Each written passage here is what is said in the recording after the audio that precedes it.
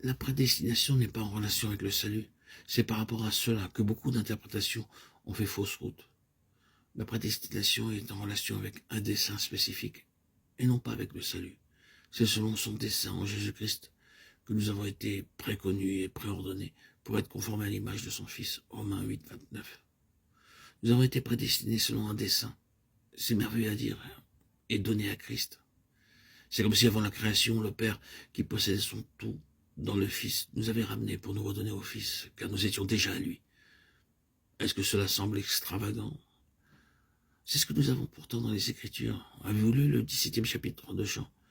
Quelle est la chose qui est récurrente dans ce chapitre?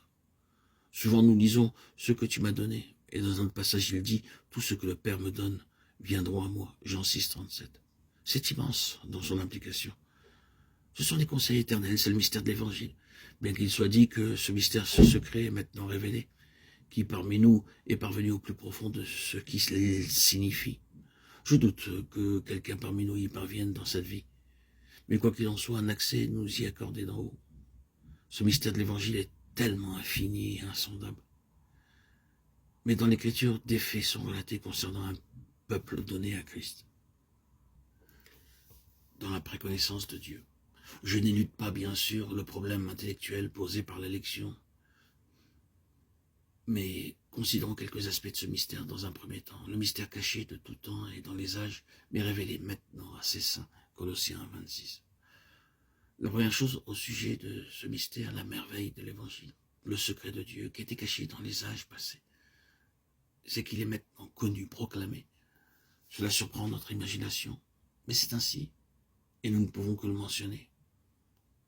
Paul déclare, car je vous ai annoncé tout le conseil de Dieu, sans en rien cacher. Acte 20, 27. Et à la fin de la lettre aux Éphésiens, Paul réclame la prière des croyants pour qu'il me soit donné, quand j'ouvre la bouche, de faire connaître hardiment et librement le mystère de l'Évangile. Éphésiens 6, 19. Qu'il puisse être capable d'ouvrir sa bouche, qu'il ait la hardiesse pour en parler. Est-ce que cela ne nécessite pas beaucoup de hardiesse pour dire des choses comme celle-là? Considérons où une telle prédication conduit Jésus-Christ. Voyons où ils l'ont mis. Toutes choses sont résumées en Christ. Allez, dites cela à des musulmans et vous verrez ce qu'ils vont vous dire. Vous avez besoin de hardiesse pour déclarer cela à ceux qui n'ont pas vu. Malgré ces difficultés, l'apôtre est préoccupé par la proclamation du plein conseil du mystère de Dieu. Cette proclamation nous amène à considérer une autre question. Si le conseil éternel est prévu, prédestiné et préordonné, alors pourquoi proclamer l'Évangile? Cela doit sûrement se produire si Dieu l'a décidé. Si tout est défini et préordonné, pourquoi le proclamer? Aussitôt s'introduit la question de la responsabilité de l'homme, ce qui semble être en contradiction avec la prédestination. Oui, c'est la grande difficulté théologique. Tout ce que je vais dire à ce sujet, c'est que la responsabilité dans cette affaire de la proclamation ne remet pas en cause ce que nous avons dit au sujet de la prédestination. Cela ne signifie pas un seul instant qu'en plaçant devant les gens une option qui nous responsabilise, vous mettez de côté la prédestination. Non, non, vous êtes tenu pour responsable de déclarer tout le conseil de Dieu. Et les gens sont mis dans une position de responsabilité en l'entendant. Une vérité ne neutralise pas l'autre. Responsabilité et prédestination vont de pair. Il en est de même dans la prière. Si Dieu sait qu'il va faire ceci ou cela, pourquoi prier?